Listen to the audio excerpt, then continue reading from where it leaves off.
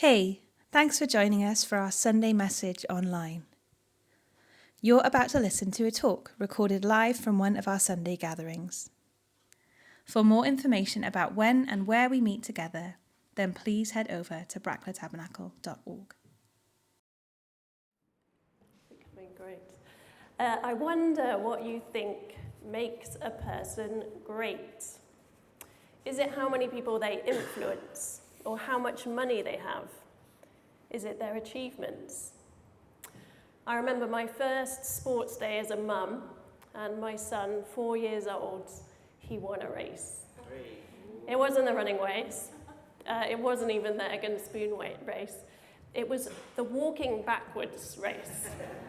And so if you ever need someone to walk backwards quickly, he is your man.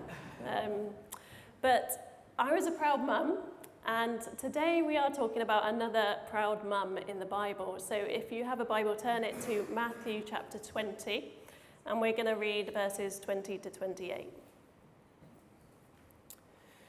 Then the mother of Zebedee's sons came to Jesus with her sons, and kneeling down, asked a favor of him. "What is it you want?" he asked. She said, "Grant that one of these 2 sons of mine may sit at your right, and the other at your left in your kingdom." "You don't know what you're asking," Jesus said to them. "Can you drink the cup I'm going to drink?" "We can," they answered. Jesus said to them, "You will indeed drink from my cup, but to sit at my right or left is not for me to grant. These places belong to those for whom they've been prepared by my Father." When the 10 heard about this, they were indignant with the 2 brothers. Jesus called them together and said, "You know that the rulers of the Gentiles lord it over them, and the high officials exercise authority over them.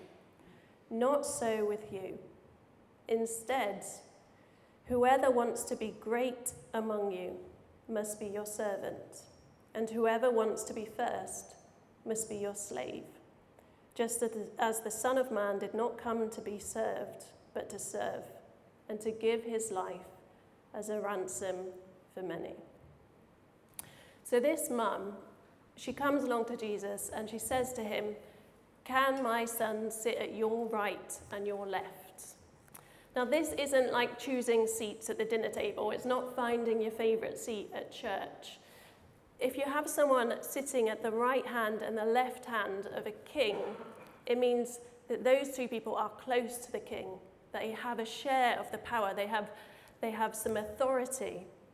And so when the boy's mother's asking for James and John to sit right and left next to Jesus, she's saying, "Can my sons have the top places in the kingdom? Can they share in the prestige and the power?" Of course, when the other disciples hear it, they're indignant. They're like, "Well, what about me? Shouldn't I be there next to Jesus?" But what Jesus says next is so shocking, so different to what we're used to. "Whoever wants to be great among you must be your servant, and whoever wants to be first must be your slave." So if you want to be great, you have to be servant-like. Servant-like. That's Jesus' advice on how to be great. It doesn't mean we need to go and hand in our notice for our jobs and go and kind of search for servant jobs. What it's talking about is the attitudes of our heart, the posture of our heart.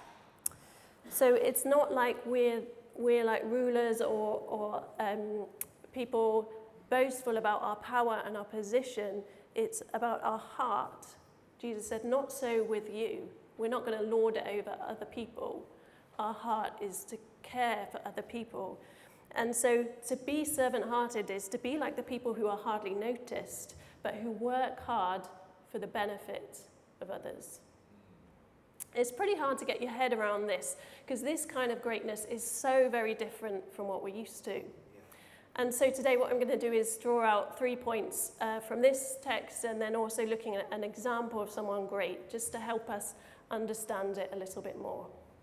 So number 1 is this: know whose opinion matters.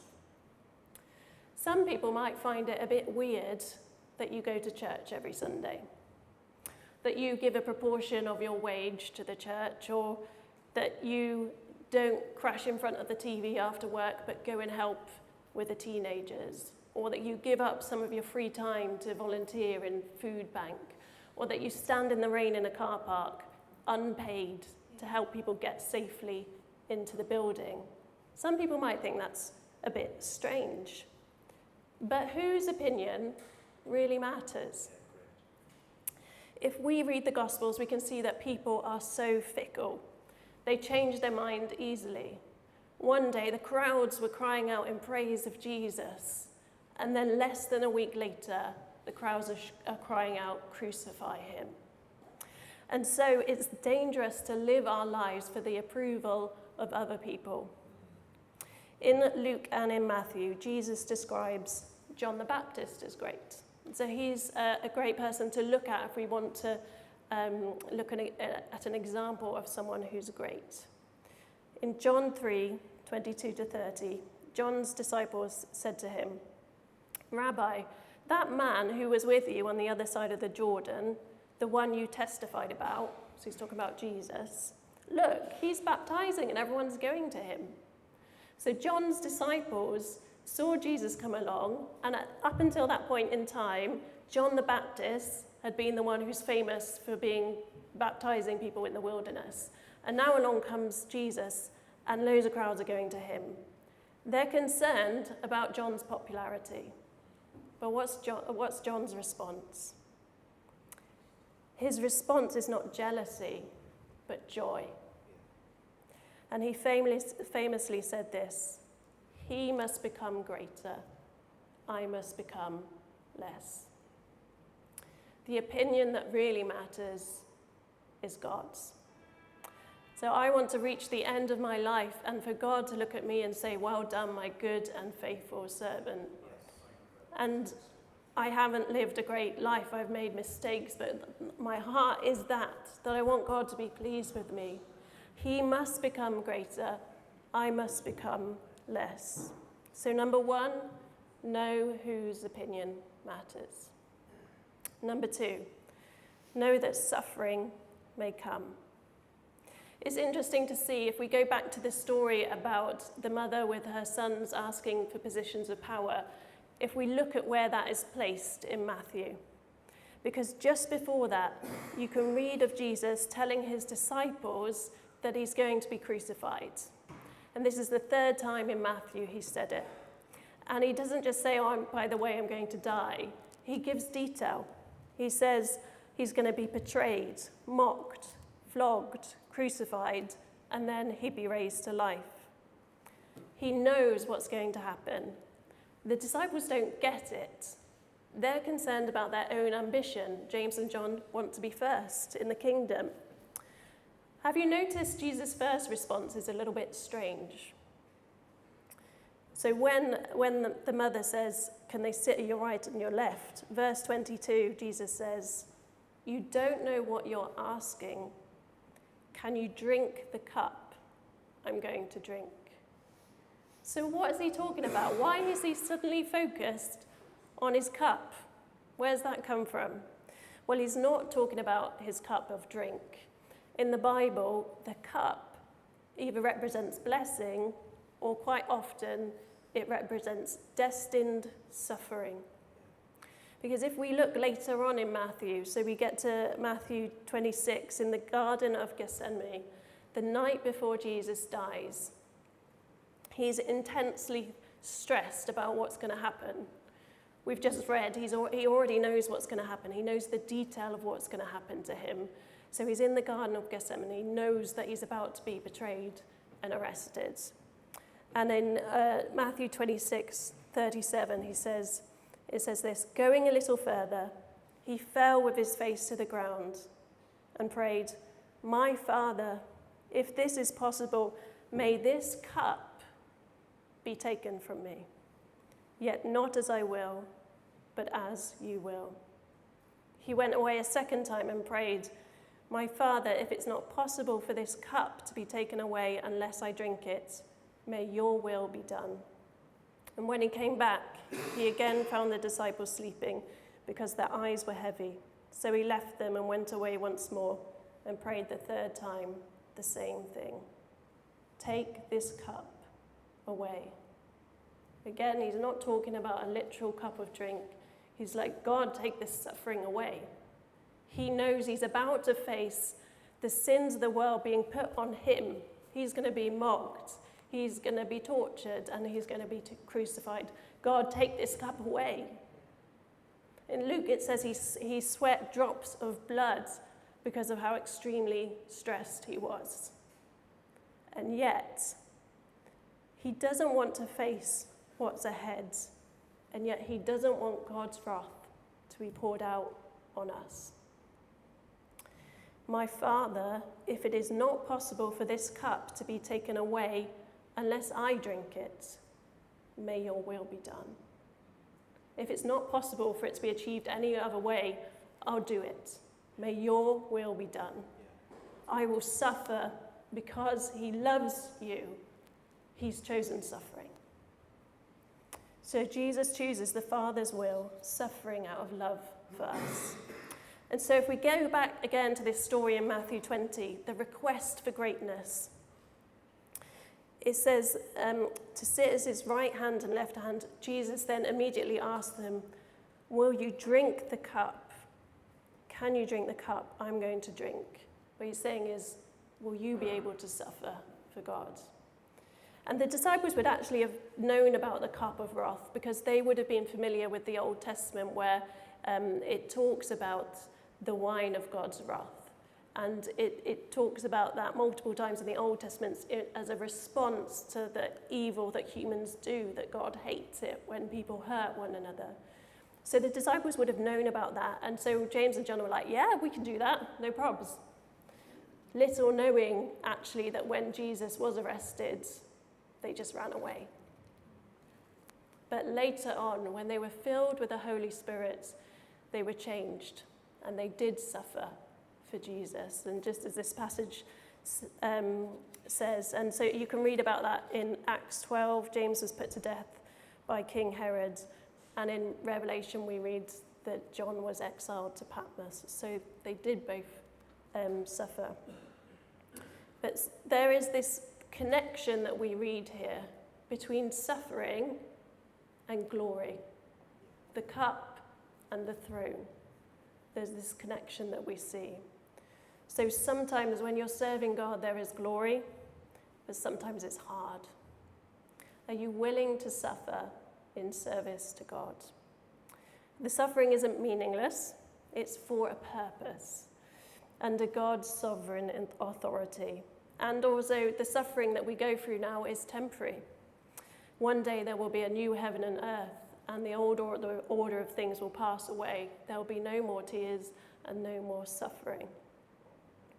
And until then, we're not left alone in this suffering. He's with us, and he's for us, and he's our firm foundation. So, number 1 was know whose opinion matters. Number 2, know that suffering may come. Number 3, know Jesus. Be intentional. I lived in Africa for a few months when I was 19, and I ended up getting into a bit of a difficulty with my visa, so that I had to travel back and forth to the capital city for a few weeks running, because they took away my passport and I was trying to get it back. One day they took me into this room. It was marked interrogation room. So in I went. It was just an empty room with a table and chairs. And so I sat down. I should have been scared, but I wasn't, because I was completely naive. And I had this innate sense of justice, and I knew I was there to help people, and so I just thought that everything would be fine. And thank God it was. I got back. Anyway, so I was being interrogated in this room. And I was completely distracted. The man who was interrogating me, by his shoes. Right? And the thing is, is that from the day that I arrived in that country, I had really dirty feet. So it was a really hot country, and it kind of reddish brown soil, but it was so hot that it was like dusty. And the first day I arrived, I thought I had a tan because of my sandal marks. I had this really nice white line where my sandals had been, but it wasn't a tan, it washed off, when I went in the shower. So my feet were dusty all the time. And it wasn't just me, it was my friends and my colleagues and the children where I was. Everybody had the dusty feet. It was just one of those things. And it wasn't just our feet either, it was in the air. So I remember blowing my nose, and on the tissue there'd be like reddish, brownish dirt. It was everywhere. But as I was being interrogated, I was looking at this man's shoes, and they were black, and they were shiny. They were completely clean. And I was so very distracted, and I just was wondering, how does he keep his shoes so clean? And it's taken 20 years, but I've figured out the reason. I think he had clean shoes because he was intentional about it. I think that guy must have cleaned his shoes every day, or maybe multiple times a day, because nobody else that I knew had such clean shoes. And a random story, I know, but I want to bring home the point here that if you are intentional about something, you can be different to everybody else around you.